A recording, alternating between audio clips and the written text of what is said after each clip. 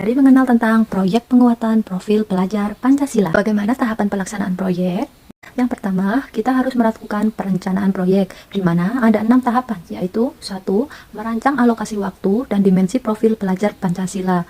Alokasi waktu didapat dari JPL per tahun yang ada di struktur kurikulum. Yang kedua, membentuk tim fasilitasi proyek.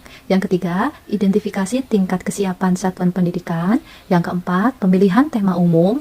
Yang kelima, penentuan topik spesifik. Yang keenam, merancang modul proyek. Berikut alokasi jam proyek per tahun dari SD sampai kelas 12. Untuk lebih jelasnya, Bapak Ibu bisa lihat di Permen nomor 262/M/2022, di mana SD kelas 1 sampai kelas 5 mendapat 252 JP per tahun yang harus Bapak Ibu alokasikan sendiri waktunya. Boleh dibagi per minggu, boleh juga dibagi per proyek. JPL-nya tergantung ke sekolah Bapak Ibu. Sekolah Bapak Ibu menentukan sendiri JPL untuk setiap tema, tidak harus sama persis. Berikut adalah siapa yang mengelola proyek profil pelajar Pancasila ini. Yang pertama adalah kepala sekolah yang tentunya akan membuat tim proyek profil pelajar Pancasila, yaitu koordinator proyek. Koordinator proyek ini bertugas untuk menentukan tema yang akan dipilih oleh sekolah selama 1 tahun tersebut.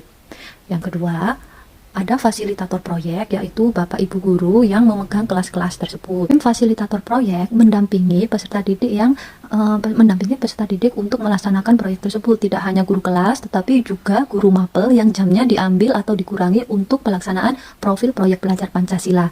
Jadi, proyek ini bukan proyek mata pelajaran, tetapi proyek tema untuk menguatkan profil pelajar Pancasila. Jadi, proyek ini di luar mapel yang diajarkan. Ini adalah tema yang bisa dipilih untuk penguatan profil pelajar Pancasila.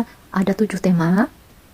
Bapak Ibu bisa pilih tema besarnya ini, dan untuk topiknya Bapak Ibu bisa turunkan sendiri. Ada 7 tema besar yang Bapak Ibu bisa turunkan di topiknya. Misalnya, gaya hidup berkelanjutan adalah tema besar, tapi topiknya Bapak Ibu mengangkat tentang kebersihan lingkungan, makanan sehat, seperti itu. Untuk wirausahaan, misalnya topiknya tentang souvenir atau industri tempe, industri tahu yang ada atau kuat di sekitar Bapak Ibu.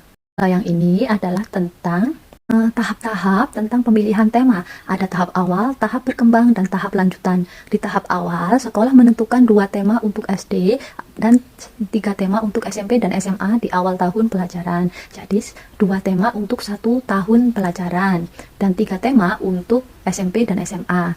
Di tahap berkembang masih sama dengan tahap awal. Lanjutan, sekolah menentukan 2 tema untuk setiap kelas SD. Jadi bedanya dengan tahap awal, di tahap awal 2 tema ini untuk semua kelas. Tetapi kalau sekolah Bapak Ibu sudah mahir, setiap kelas boleh temanya berbeda.